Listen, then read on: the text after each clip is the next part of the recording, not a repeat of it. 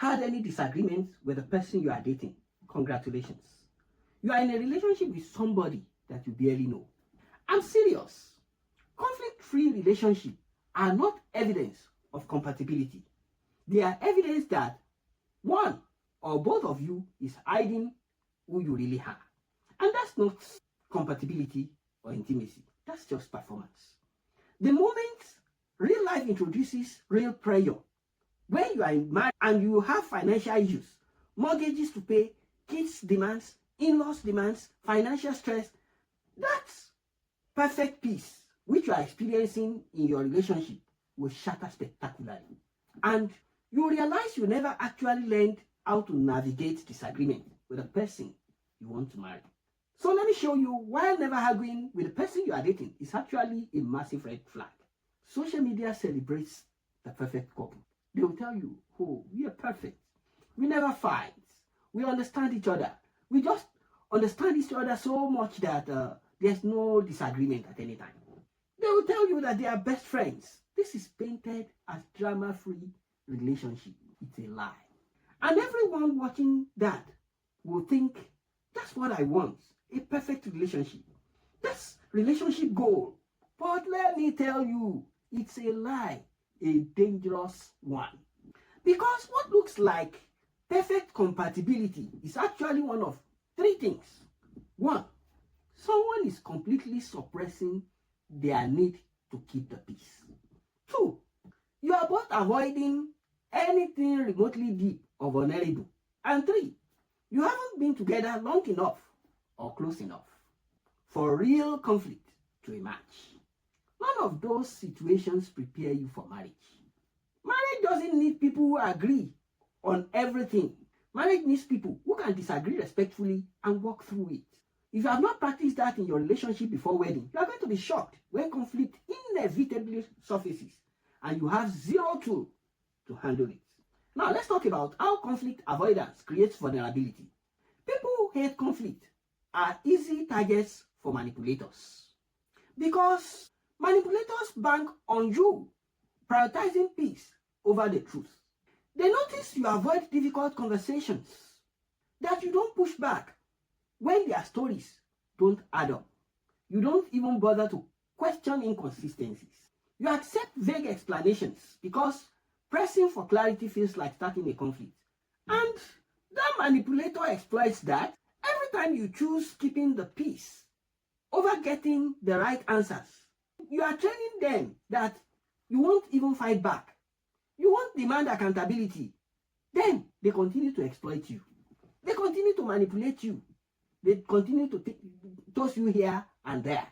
Beyond scams, emotional manipulators thrive in conflict avoidant relationships. They make unreasonable demands, and if you don't push back, they violate your boundaries. And you as somebody who is not pushing back, you smooth it over. Then they disrespect you, and yet they justify the actions. All because you've convinced yourself that keeping the peace is more important than protecting your dignity.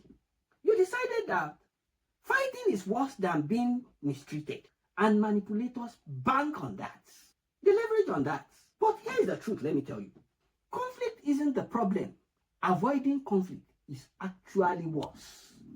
Because when you avoid addressing issues in your relationship, that issues that you avoid addressing will never disappear. They will just continue to accumulate. They accumulate. And one day, something small becomes the final straw that breaks everything between you. Now, let's look at what the scripture says about conflict. Proverbs 27:17 says, as iron sharpens iron, so one person sharpens another. Do you know what sharpening involves? Friction, heat, uncomfortable grinding.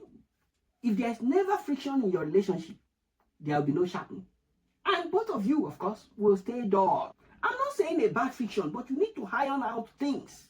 You need to disagree to agree. Ephesians 4:15 says, speak truth in love. Notice that. It doesn't say avoid truth to maintain peace. It says speak the truth to one another in love, even when the truth creates temporary discomfort. Now, there is a difference between healthy conflict and destructive conflict, or ego-driven conflict. Healthy conflict. This addresses issues directly. It uses respectful language, seeks understanding, and aims for resolution. On the other hand, when there is destructive conflict or ego-driven conflict, you attack each other's character in that context. You use contemptuous words against each other and you disrespect each other. You seek to win and not resolve, and it eventually damages the relationship. We are not talking about destructive conflict here. We are talking about constructive one. If your only exposure to conflict has been harsh, ego-driven battles, it's understandable that you avoid it. But the scripture models something better. Here is the discernment. A godly relationship has regular respective disagreements, healthy disagreement, constructive disagreement. That's how you learn each other's values, triggers, communication styles, and conflict resolution approaches. But in a counterfeit relationship, you maintain artificial peace by never going deep enough to encounter real difference. So how does conflict avoidance affect relationships? 1. It removes authenticity. If you can't disagree, both of you can never be fully yourselves. Your relationship has been reduced to always monitoring, filtering, and performing the version of yourselves that keep peace. That's exhausting. And that's not how it should be in a good relationship. There should be healthy conflict. Second, conflict avoidance removes growth. Conflict reveals areas where you need to grow, where you are being selfish, where you are not communicating clearly, where you are carrying unhealed wounds. Avoiding conflict prevents that discovery, and you are just building your relationship on a foundation that is not solid. Third, conflict avoidance removes trust. Real trust is built through rupture and repair. Disagree, you walk through it. You come out stronger. That cycle builds confidence that the relationship can weather difficulties. Without this, you don't know if your relationship is strong or just untested. Fourth, conflict avoidance in relationship limits problem-solving skills. Marriage will throw constant challenges at you. If you haven't learned how to navigate conflict before marriage, every disagreement will feel catastrophic. Fifth, conflict avoidance in relationship prevents depth. You just have surface-level relationship. You stay peaceful easily. Deep relationships inevitably encounter friction because you are dealing with real values, real needs, real differences. Avoiding conflict when you are dating, when you are in a relationship, it keeps you at the surface level forever. You won't go deep together. Let me restore what conflict avoidance has damaged in your relationship. Healthy disagreement is a sign of a strong relationship, not a weak one. It means both of you are comfortable being honest with each other, comfortable expressing your needs, comfortable working through differences together. Here is what healthy conflict looks like. You can disagree without becoming bitter. You can disagree without becoming personal. You can disagree without parting ways. You can express frustration without attacking each other's character. You can take time to cool down. Then you return to each other to resolve it. You can apologize sincerely when you are wrong. You can forgive and actually move forward.